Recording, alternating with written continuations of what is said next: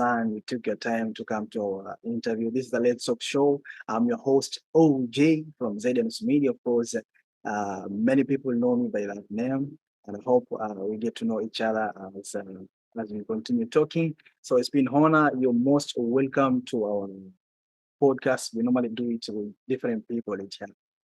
So, Thanks of for course, many people do know you, but I'm sure some also do not know you. So it's a good thing. First thing first, to tell who is Alexandra Malika Ndolo. Hmm.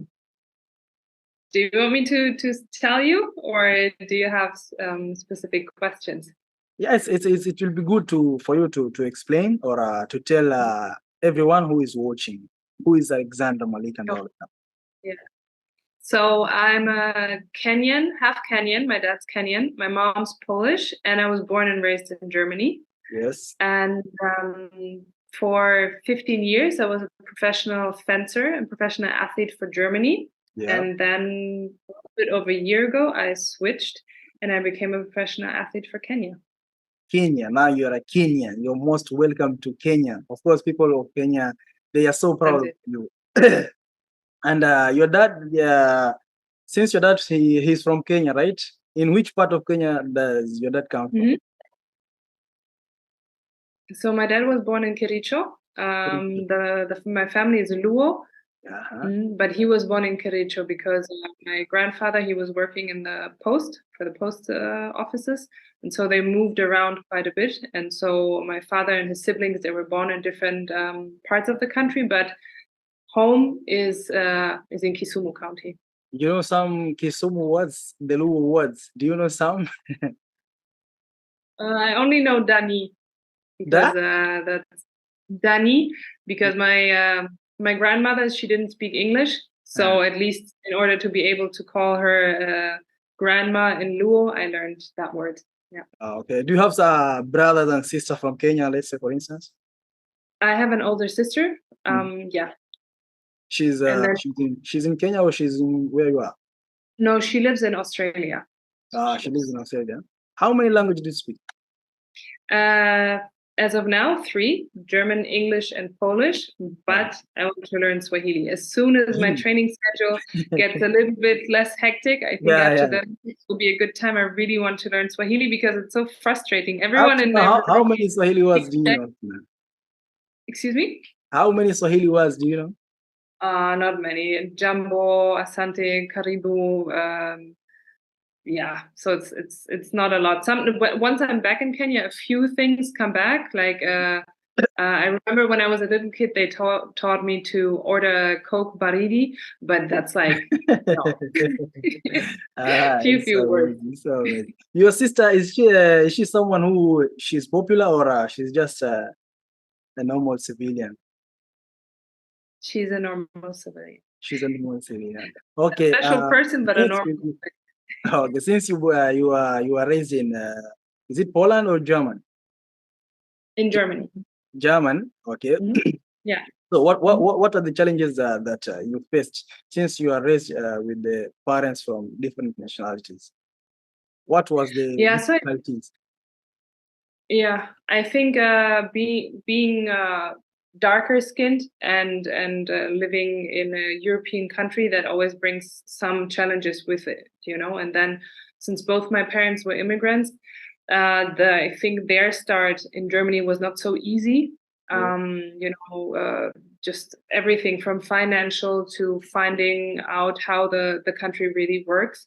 And then my childhood, I think I had a really nice childhood, but of course I look different. I always look different than most of the kids around me. Being dark-skinned, had its challenges. So, maybe being called names or just always sticking out. Especially because I'm also very tall, so I can't hide in the crowd, and that was an issue since I was very small. Okay, and okay, I know you came Kenya. When was that? You came Kenya, right? The last time was in April. April? This year, right? Yeah, this April, was the last time. So how was the feeling the first time that you landed in Kenya? How did you feel? Oh, but that was not my first time ever in Kenya. I was the Oh, first you've time when been I was, there before, right? yeah. When I was 3 years old, I came with my parents, Uh-huh. and then there was like a longer break, and I came back when I was 19.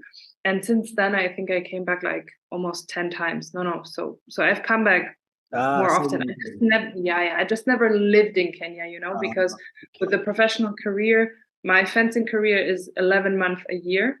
Okay. So I have to travel a lot, and that 1 month that I'm off is very difficult to schedule other things.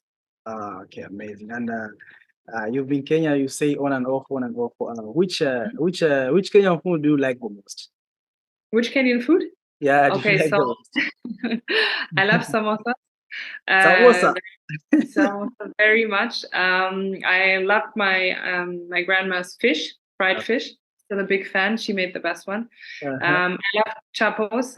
I'm very Suppose. simple in that way. Yeah, chapati. If anything with chapati with a good sauce, I'll be in it. You Like a know how fish to do stew chapati. with chapati. I know how to do it, but I prefer to watch my aunties do it Uh-huh. and just eat. Yeah. Okay, coming to your what you're good in doing, the Mm. fencing thing. When did you start loving fencing, and what inspired you to do so? So when I was 10, I was first introduced to the sport Oh, within a group of other sports. When I was a teenager in my high school, we had this extracurricular sport that was called pentathlon, okay. and it's fencing, running, swimming, horseback riding, and shooting. So very crazy sport. Yeah. And within this, I learned fencing, and I loved it from the beginning. It was just so much fun, so good. And so when I was 21, I specialized in fencing. So you started in 21. You When are I was 21, I began my professional fencing career. Yeah. When I was 21 years old. So that was a few years ago. that was a long time. Eh? When Yeah. was that? That was 16 years ago. Yeah. 10 years ago. That's amazing. And okay, you've been presenting Germany for Mhm. the rest since you started your Yeah. career, right? Uh, we want to know also people who are watching us, they also want to know what made you change. I want now to present Kenya since you are eligible to fight for Germany and maybe Poland, right? If I'm not wrong. Mhm. But you Yeah. said no, Yeah. Kenya is where I'll be going. What made you change your mind Yeah. to do so? Yeah, I always like to do things that haven't been done before and to show that it's possible, because I really believe that if you see someone do it before you, then you can you can inspire others. And I remember whenever I came to Kenya, whenever I visited my family, people were like, "Okay, but what is this sport you're doing?" In this white suit, I don't know this here. And so over the years, it kind of became my mission to introduce the sport, Yeah. to make it known. And I've been doing this even before I switched. I've been collecting clothes material, fencing clothes, bringing it to Kenya so that young people in Kenya could practice this sport. I helped create the federation, the Kenya Fencing Federation. I helped it get eligible to have athletes to become a part of the World Fencing Federation. Okay. But the movement, because I tend to be a bit impatient, was not going super fast, right? I was involved since 2014, and it took us 5 years just to get the federation established internationally, to be really fully introduced into NOC and to be introduced into the World Fencing Federation. And so I thought, okay, if what is usually a thing that makes the sport become big in a country, that's a champion, right? So why don't I become a champion for Kenya and make sure that the whole country knows about fencing, Of and then course. other people, can Yeah. follow that. Yeah. Okay, that's amazing. And what are the difference between the German Federation and Kenyan Federation when it comes to fencing? Mm. The differences. Yes. Yeah, so the German Federation is a really old and established federation. So all the structures are already there. You have so many employees, so many people working on it, a lot of clubs all over the country. Yeah. And in Kenya, we are really still like a like a baby federation. Starting. We've only been there officially since 2019, and if you subtract the pandemic from those 4 years, then you can imagine, how new we really are, because during the pandemic nothing was happening. So I think in Kenya we have a lot of talent and a lot of people who really want to do fencing. Like, I see a lot of eagerness to perform. Yes. But we are still lacking the structures, and for sure we're lacking things like either government sponsorship or corporate sponsorship, which is a given in all the big federations like Germany. Germany gives money to its fencing federation from the sports ministry, and some German corporations are sponsoring fencing. And in Kenya, we don't have either of this, which makes it very difficult to build the structures to have young ones compete, train. In Kenya, we are coming. We still started, so we are coming. Yes. Yeah, my dream would be to have a fencing hall in Nairobi, like really one just for fencing, because right now we don't have that, which makes it really difficult to have regular classes if you can't always be in one place where you can also store the things. Yeah, that's true. And we hope everything is gonna go well. That is also, it will make us more proud. And the other thing is, people also want to know how many like major tournaments that you competed with the representing Germany and also presenting Kenya, the major tournaments. So we have 8 World Cups every season, which are our major tournaments. 8 World Cups. 8 World Cups, yeah. But the World Cups, yeah, all over the world. It's kind of like because we have a world ranking.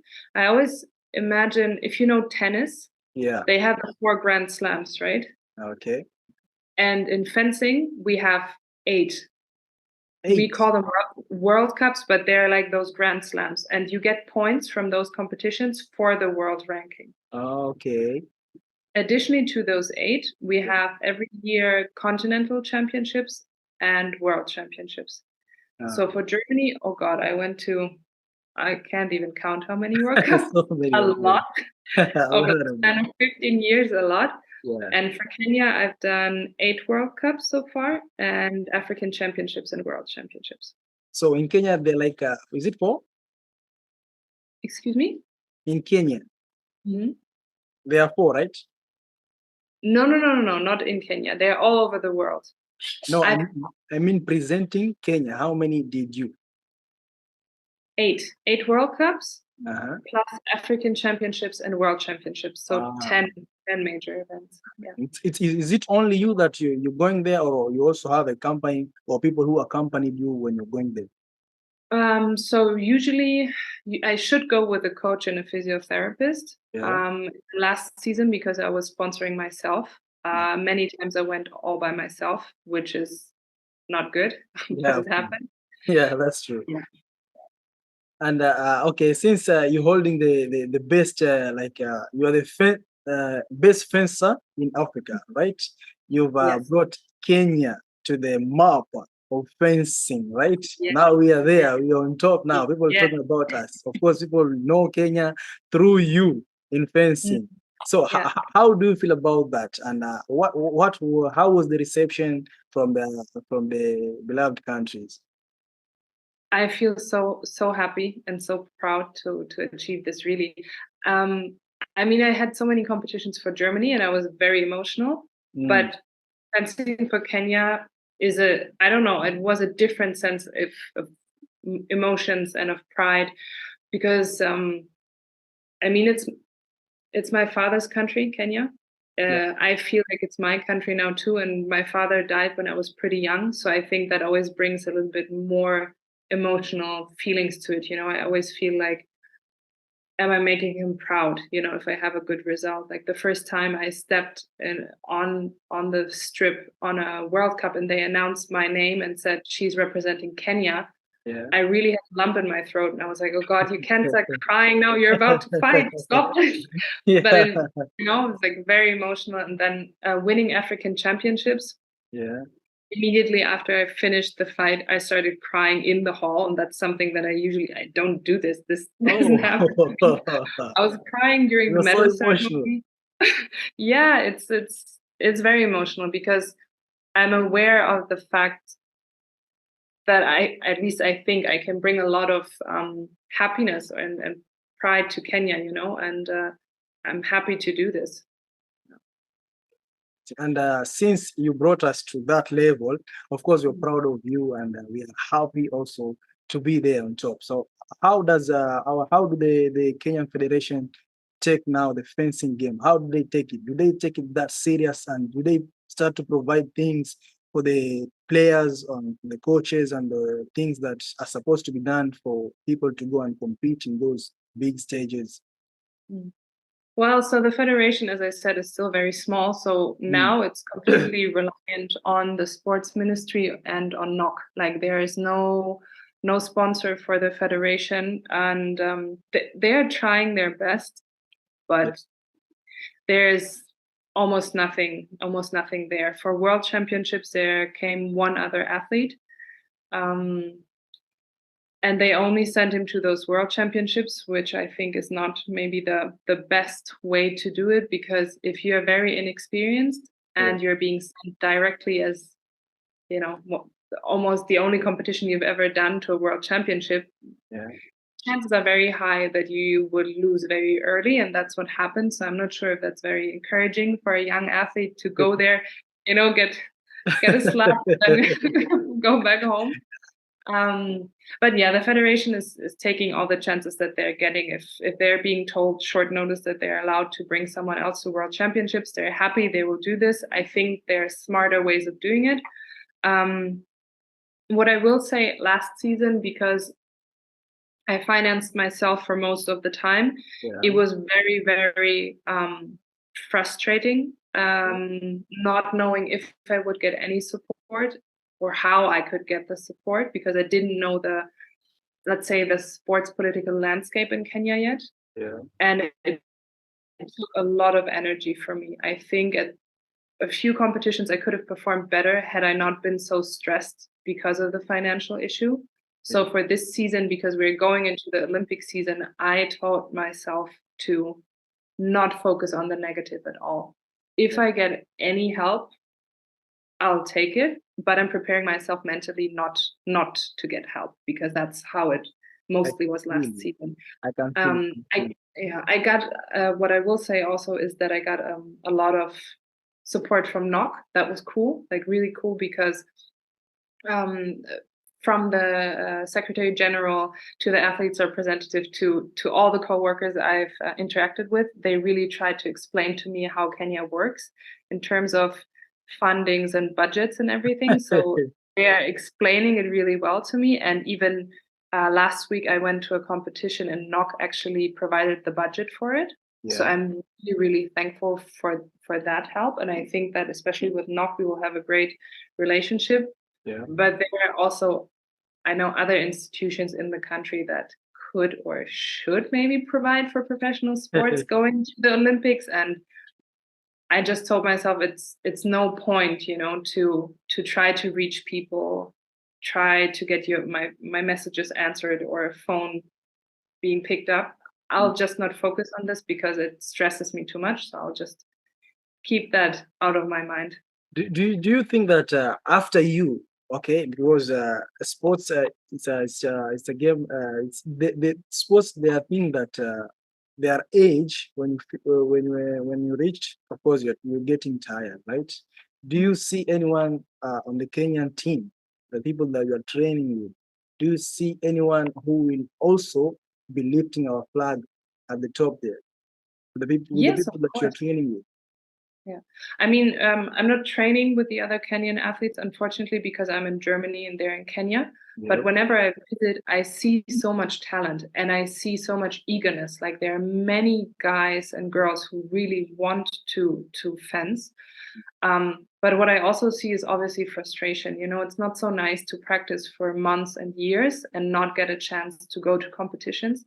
And I specifically co-founded the federation to make sure that those guys could go to competitions. Yeah. And now it's year 4 of the federation being eligible, and we still can tell them, oh yeah, the next World Cup you're going, we still have to tell them, sorry, there's no funding. So I'm hoping that with my results, with me going to the Olympics, things will change.